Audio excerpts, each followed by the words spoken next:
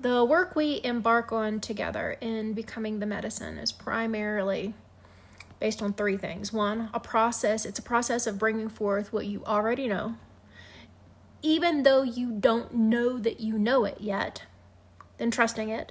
Two, unlearning all the things that counter that. And three, creating space for your very unique expression of the medicine to come forth. And in this, the medicine is defined very, very simply. It is merely the use of tools and inherent internal gifts to bring healing to a community. That's it. In this work, there is no certificate, there's no modality, there's no gold star given, although I am quick to pile on praise and cheerlead like crazy. We move at the speed of trust, and the process itself is the outcome. What happens at the end of our working relationship is that you move into a full-fledged practicing healer, though we may not know what that looks like. Some folks become herbalists, others shaman, some move into artistry or academia. Even others guide folks through birth and death process, and yet others anchor into parenthood or partnerhood with a unique perspective on how to be those things. When we begin, the bulk of what we focus on is relanguaging, and it is hard work, especially for adults, because it requires you to move past the ease of judging others and yourself and into a new way of noticing and being. At the heart of the relanguaging is learning how you work uniquely within the world around you and the world you cannot see. For instance, you're going to learn as much from trees and the wind and water and bugs as you do from me. You're going to learn to experience the not possible, as other people frame it, the impossible, and move that into the practical world for yourself and for others. Frankly, I prefer to work with young people, those between like the ages of 11 and 35. More of their worldview and self-view is fueled by curiosity rather than fear. They've not yet cemented their capacities within the lens of other people's judgments or expectations. Even at 11, they're wise enough to know what they don't know and accept what they do know as their hearted truth or nature and belonging to something bigger than themselves. If you're interested in your child working with me, know that you too will be part of the process. It can't happen in isolation. This isn't like an ordinary after-school class or a scouting group or sports club. This is an all of life encompassing journey and all of the time encompassing journey, and you'll be asked to practice new perspectives in the same way your youngster would. There are great challenges for parents in this work. First, much of this is actually of the ineffable. There simply, most of the time, aren't words, even for adults, to explain what they're feeling or sensing, and never mind in a way that keeps caregivers in their comfort zones, which children tend to do for any number of reasons. What most of us adults know about spiritual paths is limited to our own experiences and those that we've been exposed to as we've grown up, usually with some kind of faith-based framework. This, though, isn't that. This work is the very foundation of many of those spiritual frameworks, and simultaneously, oddly enough, it removes the individual from any framework very purposefully. The second challenge for parents, and I suppose all potential adult clients, is the need to remove your own ideas about how your child, or you, if you're an adult potential client, should appear in the world and what their or your future should look like. They or you have been called out and stood apart for a reason. That reason never ever fits the mold of anyone else's should, and generally speaking, at least for the learning season, no one can be shoved into this modern, westernized, commercialized, go gadget systems that guide most people's decision making and living. They're not most people. If you're here this far, you're not most people. My students are likely to be perceived as on the spectrum, or too much, or not enough, or too sensitive. Too often their heads are in the clouds, too much. They're misunderstood by those closest to them because the generational gap between the relationship with the medicine is too big for the medicine's expression to be remembered. Oddly enough, though, the fear of its repercussions of expression can still be felt. That's a whole other video to talk about. In addition, how this is expressing through them or you may exist outside of cultural norms or awareness. The voices they hear, the things they see, they're not real. They're not from some distant 15th dimension or just their or your imagination. For the adults watching this, the same. No one is crazy here. Like 2 days ago, an aspen leaf whispered to me as it fell. Earlier this week, or last week by now, I guess, had told me it's time to go, and it expressed his own teacherhood of the one he loves most dearly. Is there mental illness attached to this? Sure, sometimes. But usually, generally speaking, that's because Western medicine isn't capable of understanding what it doesn't understand yet. One of the reasons why I'm absolutely passionate about this work is that the suicide rate for those under 30, as I'm told by the ancestors I work with, is between 50 and 75% for those gifted in this way who do not have familial or communal support or a cultural context. Young people who'd killed themselves in northern Canada began coming to me in 2009, trying to explain how they wanted to be heard, that they'd been having spiritual experiences with a framework in Hindu traditions and no one would support them. Overdosed youngsters from Ojib country came to me because their experiences were rooted in Africa and no one would believe them. They were wrong. They were just crazy. They were not Indian enough. They were not sober enough. They were not male or female enough. They were too stupid for their own good. And more.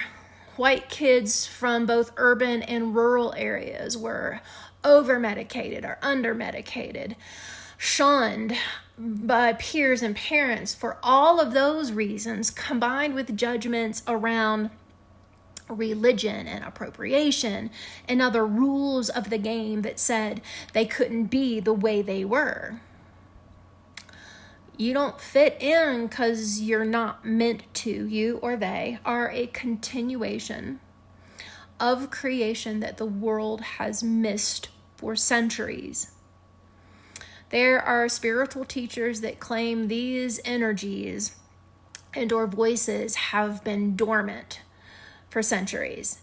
No, they've not been dormant. They've been doing their thing. They've always been here, always will be here. We, who think we're so smart because we've got the opposable thumbs and, I don't know, commerce, have merely been deaf and ignorant. Our ignorance has led to mass murder through inquisition, like massacres across 6 continents, and they continue today. This silencing of healing gifts and the gifted one through colonization's enforcing of a single, puny, limiting definition of God has created so much fear of this kind of faith. Faith in an unlimited God and natural world for generations.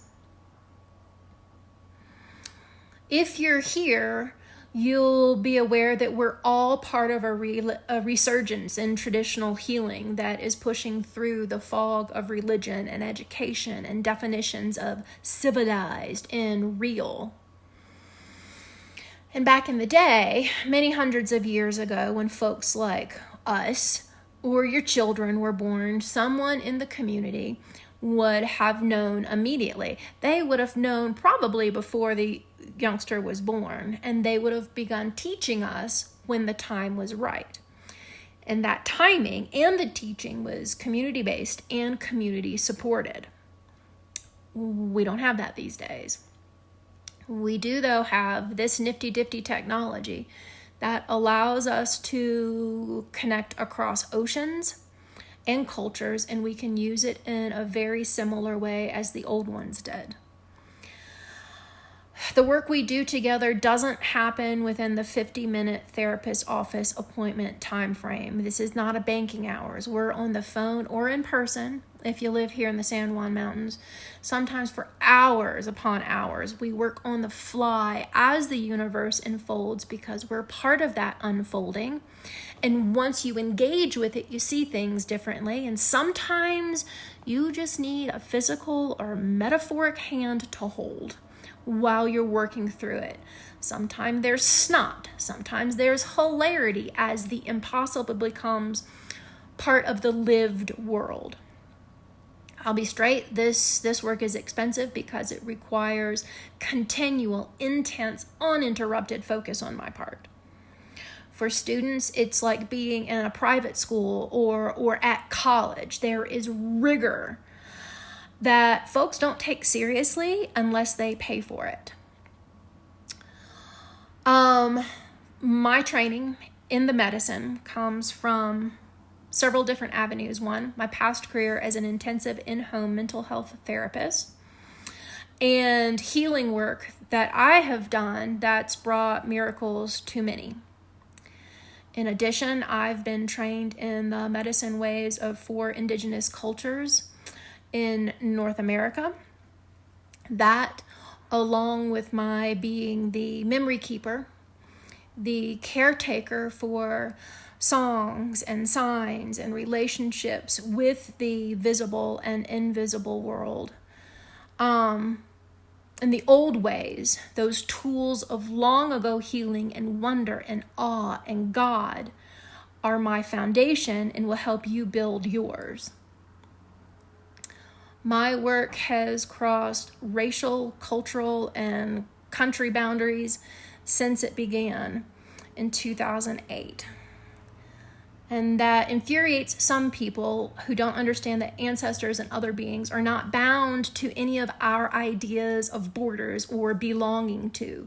There's no ownership of anything, but there are certain avenues where the healing energy wants to flow that ancestors and others pay attention to and try to nurture. Kith and kin are important to many, many people after they are not attached to a body. Those things are very real. One of the first things to be jettisoned in this work is the fight for control of how we or things or other people should be. We work with the premise that we humans are not the primary beneficiary of anything we do, although we work with and for humans. But our opposable thumbs and ignorance are not the end all and be all. We work in direct partnership with other beings, all things. So this is surrender in action. And it's hard. And it's why you've been so uniquely made, and how that uniqueness is to be employed for a larger world. I'm not molding you or anybody into my image or teaching you how to be spiritual. You're already being molded by the Creator, and all of creation is assisting your uniqueness blooming into action. This falls outside the rules of the game when it comes to all of the how to be spiritual. There isn't that. You have been called out and stood apart purposefully from those rules to create anew. And my job is to hold you safely as you learn to trust. My job is to hold the tender heart so it can explore beyond fear, and to give you the support and practical world tools that bring your medicine, your expression, your unique expression of the medicine into the world. This is for you if you're becoming the medicine. It takes diligence beyond self-analysis. It takes a willingness to put yourself beyond your comfort zone repeatedly. It requires a certain level of literacy and curiosity beyond standard beliefs and social or cultural norms. This work is demanding and exciting and invigorating and infuriating. Oh, it'll piss you off.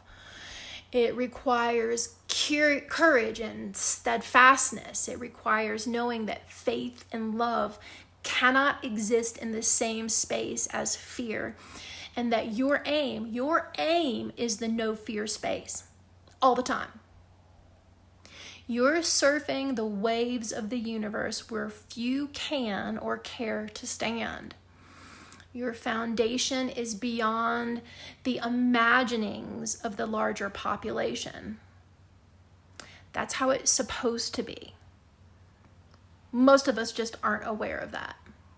If you've made it this far, reach out. And if you've had an emotional response to this, reach out. I'm here. My contact information is below, along with links to how I became a memory keeper, why I became a memory keeper, and the Becoming the Medicine page. Reach out if you need to. I'm here.